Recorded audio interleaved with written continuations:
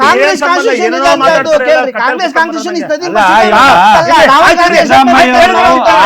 ಹಾಗಾಗಿ ಏನಿಲ್ಲ, ಏನ್ ಒಪ್ಕೊಂಡಿದ್ದಾರೆ ಅವತ್ತು ಅದ್ರ ಪ್ರಕಾರ ಬಿಟ್ಕೊಡಿ ಅಂತ ಹೇಳಿ ಯಾರು ಬಿಟ್ಟಿದ್ರು ಅವರೇ ಹೇಳ್ತಿರೋಂಥದ್ದು.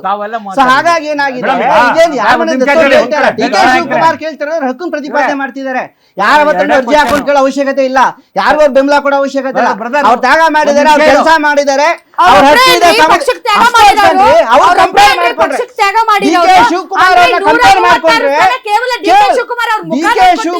ಕಂಪೇರ್ ಮಾಡ್ಕೊಂಡ್ರೆ ಬೇರೆಯವರ ಮತ್ತೆ ರಿಪೀಟ್ ಮಾಡ್ತೀನಿ ಕೇಳಿ. ಹೌದು, ಡಿ ಕೆ ಶಿವಕುಮಾರ್ನ ಕಂಪೇರ್ ಮಾಡ್ಕೊಂಡ್ರೆ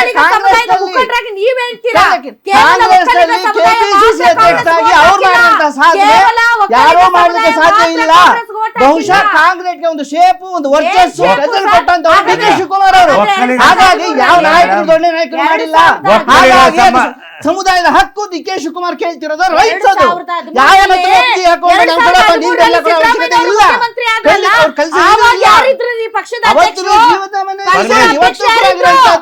ಪರಮೇಶ್ವರ್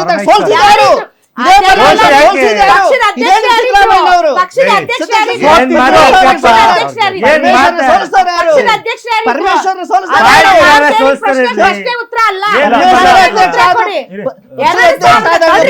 2013ರಲ್ಲಿ ಪಕ್ಷದ ಅಧ್ಯಕ್ಷರಾಗಿದ್ದವ್ರು ಯಾರು?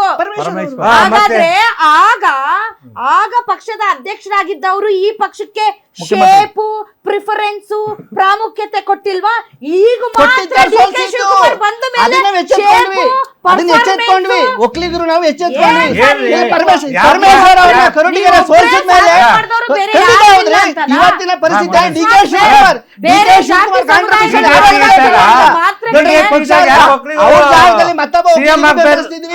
ಇನ್ನೊಬ್ಬ ಡಿ ಕೆ ಶಿವಕುಮಾರ್ ಬಂದು ಶ್ರಮಿಸ್ತೀವಿ, ಕುಮಾರಸ್ವಾಮಿ ಇದ್ರು ಬೆಂಬಲಿಸ್ತೀವಿ,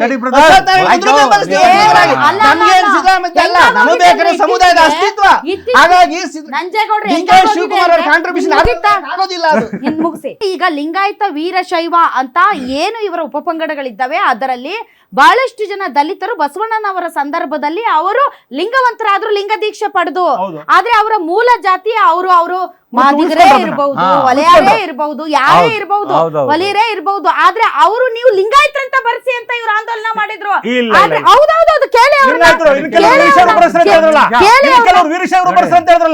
ಕೇಳಿ ಇಲ್ಲ ತಪ್ಪೇಳ್ಬೇಡಿ. ಇನ್ನ ವೀರಶೈವರು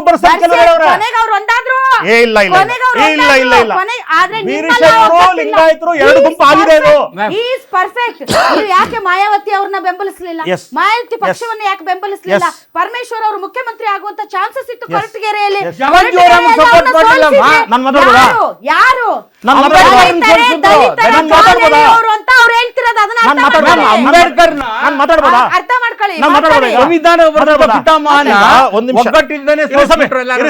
ಈಗ ಒಂದ್ ಹೇಳಿದ್ರು ಕಾಂಗ್ರೆಸ್ ಸೋಲಿಸಿದಂತ ಇತಿಹಾಸ ಗೊತ್ತಿದೆ ನಮಗೆ. ಕಾಂಗ್ರೆಸ್ ಸೋಲಿಸಿದ್ಯಾರು ಅಂತದ್ದು ಬಾಬಾ ಸಾಹೇಬ್ ಅಂಬೇಡ್ಕರ್ನ.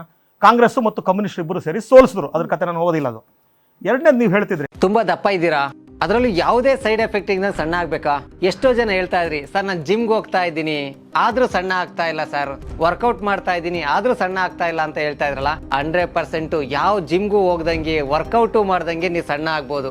ಪ್ರತಿದಿನ ಬೆಳಿಗ್ಗೆ ಸಂಜೆ 2 ಟೈಮ್ ನಮ್ಮ ಜೀನಿ ಸ್ಲಿಮ್ ನ ಯೂಸ್ ಮಾಡಿ ಯಾವುದೇ ಸೈಡ್ ಎಫೆಕ್ಟ್ ಇಲ್ದಂಗೆ ನೀವು ಸಣ್ಣ ಆಗ್ತೀರಾ.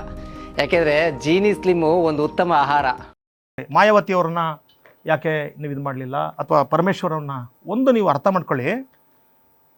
ಈ ಜಾಯಿಂಟ್ ಎಲೆಕ್ಟ್ರೇಟ್ ಸಿಸ್ಟಮ್ ಇದೆಯಲ್ಲ, ಇವತ್ತಿನ ಮೀಸಲು ಕ್ಷೇತ್ರಗಳಿದಾವಲ್ಲ, ಆ ಮೀಸಲು ಕ್ಷೇತ್ರಗಳಲ್ಲಿ ಏನಾಗುತ್ತೆ ಅಂತ ಹೇಳಿದ್ರೆ, ದಲಿತರು ಎಲ್ಲರೂ ಸೇರಿ ಕೂಡ ಒಬ್ಬನಿಗೆ ಓಟ್ ಹಾಕಿದ್ರೆ ಅವನು ಗೆಲ್ಲಲ್ಲ. ಇದು ವಾಸ್ತವ ನಾವು ಅರ್ಥ ಮಾಡ್ಕೋಬೇಕು. ಯಾಕಂದರೆ ಅಲ್ಲಿ ದಲಿತ ಪಾಪ್ಯುಲೇಷನ್ನು ಮೇ ಬಿ ಒಂದು 30-40% ಇರ್ತದೆ ಅಷ್ಟೇ. ಇನ್ನು ಉಳಿದಂಥ 60-70% ಇತರರು ಇರ್ತಾರೆ. ಸೊ ಇತರರು ಯಾರಿಗೆ ಹಾಕ್ತಾರೋ ಅವ್ರು ಗೆಲ್ತಾರೆ ಹೊರತು ದಲಿತರು ಹಾಕೋರು ಗೆಲ್ಲಕ್ಕೆ ಸಾಧ್ಯ ಇಲ್ಲ.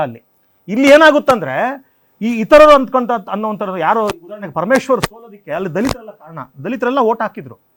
ಅಲ್ಲಿ ಪರಮೇಶ್ವರ್ ಸೋಲೋದಕ್ಕೆ ಕಾರಣ ಏನಪ್ಪ ಅಂದ್ರೆ ಸಿದ್ದರಾಮಯ್ಯ ಅವ್ರು ಮಾಡಿದಂಥ ಕುತಂತ್ರ. ಯಾಕಂದ್ರೆ ಅಧ್ಯಕ್ಷರಿದ್ದಾರೆ, ಗೆದ್ರೆ ನಾಳೆ ಮುಖ್ಯಮಂತ್ರಿ ಅಭ್ಯರ್ಥಿ ಆಗ್ತಾರೋ, ನೀವು ಮಾತಾಡ್ಬೇಕಾದ್ರೆ ಸುಮ್ಮನೆ ನಾನು ಮಾತಾಡ್ಬಿಡ್ರಿ.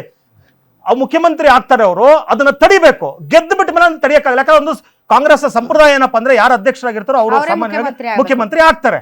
ಹಾಗಾಗಿ ಎಲ್ಲ ಆಗುತ್ತಂತೇಳಿ ಅವರನ್ನ ಪ್ಲಾನ್ ಮಾಡಿ ಇದನ್ನ ಪರಮೇಶ್ವರರು ಎಷ್ಟೋ ಸರಿ ಬಾಯಿ ಬಿಟ್ಟು ಹೇಳ್ಕೊಂಡಿದ್ದಾರೆ.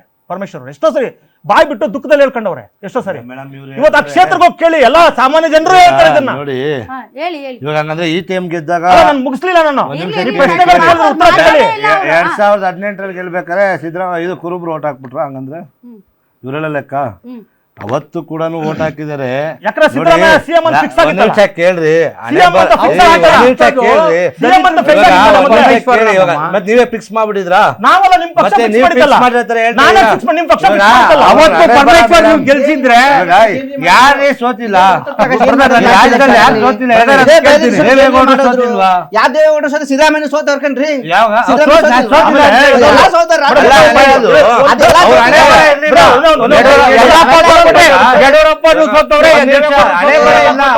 ಮೇಡಮ್, ಈಗ ಇಲ್ಲಿನ 4 ಜನದ ಡಿಬೇಟ್ ಅನ್ನ ನಾನು ಗಮನಿಸ್ತಾ ಇದ್ದಾಗ ಇವರಿಬ್ರು ಎಲ್ಲ ಎಂಜಾಯ್ ಮಾಡಿದ್ದಾರೆ. ಏನೋ ಸರ್ಕಾರ 23 ಜನ ಲಿಂಗಾಯತರು ಮತ್ತೆ ಒಕ್ಕಲಿಗರೇ ಆಗಿದ್ದಾರೆ. ಯಾಕೆ ಇವರಿಬ್ರು ಸೇರಿ ದಲಿತರನ್ನ ಮಾಡಬಾರ್ದು? ಈಗ ಚಾನ್ಸ್ ಇದೆಯಲ್ಲ, ಈಗ ಕೊಡ್ಬೋದಲ್ಲ, ಮಾಡ್ರಿ. ಮಲ್ಲಿಕಾರ್ಜುನ್ ಖರ್ಗೆ ಇದ್ದಾರೆ, ಮತ್ತೆ ಪರಮೇಶ್ವರ್ ಇದ್ದಾರೆ, ಮತ್ತೆ ಇನ್ನು ಯಾರ ಮಾದೇವಪ್ಪನವ್ರು ಇದ್ದಾರೆ, ಸತೀಶ್ ಜಾರಕಿಹೊಳಿ ಇದ್ದಾರೆ, KH ಮುನಿಯಪ್ಪ ಇದ್ದಾರೆ, KH ಮುನಿಯಪ್ಪ ಅವರು ಇದ್ದಾರೆ, ಎಲಿಜಿಬಲ್ ಇದ್ದಾರೆ, ಕೊಡ್ಬೋದು. ಆದ್ರೆ ಇವ್ರು ಯಾಕೆ ಅಂತಂದ್ರೆ ಅಲ್ಲಿ ಏನಾಗಿದೆ, ನಾನು ನೇರವಾಗಿ ಹೇಳ್ತೀನಿ, ಈ ದಲಿತ ಏನು MLA ಗಳು ಮಿನಿಸ್ಟರ್ ಇದಾರಲ್ಲ, ಎಕ್ಸೆಪ್ಟ್ ಪ್ರಿಯಾಂಕಾ ಖರ್ಗೆ, ಎಲ್ರು ಅಲ್ಲಿ ಗುಲಾಮರಾಗಿದ್ದಾರೆ. ಗುಲಾಮ್ಗಿರಿಯಿಂದ ಆಚೆ ಬಂದ್ರೆ ಮೊದ್ಲು ನೀವು ಏನು ಅವ್ರು ಕೇಳ್ತಿದಾರಲ್ಲ CM ಆಗಿ ಅಂತ, ಅದನ್ನ ನೀವು ಕೇಳ್ಬೋದು, ಮಾಡ್ಬೋದು ಅಂತ ನಾನು ಹೇಳಕ್ ಇಷ್ಟ. ಸಿದ್ದರಾಮಯ್ಯನವ್ರು 7 ವರ್ಷ ನಮ್ಮ ರಾಜ್ಯ ಆಳಿದ್ದಾರೆ. ಇನ್ನಾದರೂ ಅವರು ಬೇರೆಯವ್ರಿಗೆ ಯಾರಿಗಾದ್ರೂ DK ಶಿವಕುಮಾರ್ಗಾರಾಗಲಿ ಅಥವಾ ಪರಮಶಿವನವ್ರಿಗಾಗಲಿ ಬಿಟ್ಕೊಡ್ಲಿ. ಅದು ಇಲ್ಲಾಂದ್ರೆ ಮಲ್ಲಿಕಾರ್ಜುನ್ ಖರ್ಗೆನೇ ಆಗಲಿ, DK ಶಿವ್ರ ಸೆಂಟರ್ಗೆ ಹೋಗ್ಲಿ. ಆಮೇಲೆ ವಾಲ್ಮೀಕಿ ನಿಗಮದ ದುಡ್ಡನ್ನ ದುರುಪಯೋಗ ಪಡಿಸ್ಕೊಂಡಾಗ ಯಾರು ದಲಿತ ಸಮಾಜದವರು ವಾಯ್ಸ್ ಎತ್ತಲಿಲ್ಲ, ದನಿ ಎತ್ತಲೇ ಇಲ್ಲ. ಅದ್ರ ಬಗ್ಗೆ ನಾನು ಹರಿರಾಮ್ ಅವರ ಹತ್ರ ಸ್ಪಷ್ಟನೆ ಕೇಳ್ತೀನಿ. ಮೇಡಮ್, ನಾನೊಬ್ಬ ಮುಸಲ್ಮಾನನಾಗಿ ನನ್ನ ಹೆಸರು ವಸೀಮ್ ಅಂತಂದ್ಬಿಟ್ಟು ನಾನು ಇಲ್ಲಿ ಇವಾಗ ನಡೀತಿರೋ ವಿಚಾರ ಏನಂತಂದರೆ, ಈಗ CM ಕುರ್ಚಿ ಯಾರಿಗೆ ಹೋಗ್ಬೋದು? CM ಸಿದ್ದರಾಮಯ್ಯ ಸಾಹೇಬ್ರಿಗಾಗುತ್ತಾ, DK ಶಿವಕುಮಾರ್ ಸಾಹೇಬ್ರಿಗಾಗುತ್ತಾ ಅನ್ನೋ ವಿಚಾರ ನಡೀತಾ ಇದೆ. ಈಗ ನನ್ನ ಅನಿಸಿಕೆ ಏನಂತಂದರೆ, ನಮ್ಮ ಸಿದ್ದರಾಮಯ್ಯ ಸಾಹೇಬರು ಬಂದುಬಿಟ್ಟು ಎಲ್ರಿಗೂ ನಮ್ಮ ಕರ್ನಾಟಕದಲ್ಲಿ ಯಾವುದೇ ಧರ್ಮ ಜಾತಿ ಭೇದ ಭಾವ ಇಲ್ದಂಗೆ ಸರ್ವಧರ್ಮಕ್ಕೂ ಎಲ್ರಿಗೂ ಪ್ರಾಮುಖ್ಯತೆ ಕೊಡ್ತಾ ಪ್ರತಿಯೊಬ್ಬರಿಗೂ ರಿಸರ್ವೇಶನ್ ತೆಗೆದಿದ್ರಲ್ಲ, ಕೊಟ್ರ? ಮೇಡಮ್, ರಿಸರ್ವೇಶನ್ ಮುಸಲ್ಮಾನರಿಗೆ ಕೊಟ್ರ ಸಿದ್ದರಾಮಯ್ಯನವರು? ಇಲ್ಲ ಕೊಟ್ಟಿಲ್ಲ ಮೇಡಮ್. ಕೊಟ್ಟಿಲ್ವಾ? ತುಂಬಾ ಒಳ್ಳೇದು. ಇಲ್ಲ, ನಾನು ಹೇಳ್ತಿರೋ ವಿಚಾರ ಏನಂತಂದ್ರೆ ಮೇಡಮ್, ನಮ್ಮ ಕರ್ನಾಟಕದಲ್ಲಿ ಪ್ರತಿಯೊಬ್ಬರಿಗೂ ಪ್ರಾಮುಖ್ಯತೆ ಕೊಡ್ತಾ ಪ್ರತಿಯೊಬ್ಬರು ಚೆನ್ನಾಗಿ ನಡ್ಸ್ಕೊಂಡು ಹೋಗ್ತಾ ಇದಾರೆ ಅಂತ ಒಂದು ಇದು ಹೇಳ್ತೀನಿ. ಇನ್ನೊಂದು ಮೇಡಮ್, ಇವರು ವೀರಶೈವ ಸಮಾಜದ ಮುಖಂಡರು ಏನ್ ಹೇಳಿದ್ರು, ನಮ್ ದಲಿತ ನೀವು ಮುಸಲ್ಮಾನ ಸಮುದಾಯದವರಾಗಿ ಮೇಡಮ್ ನಿಮ್ಗೆ ಆಸೆ ಇಲ್ವಾ? ಇದೆ ಮೇಡಮ್, ಆಸೆ ನೋಡಿ ಪ್ರತಿಯೊಬ್ಬರಿಗೂ ಮಾಡ್ಬೇಕು ಅಂತ.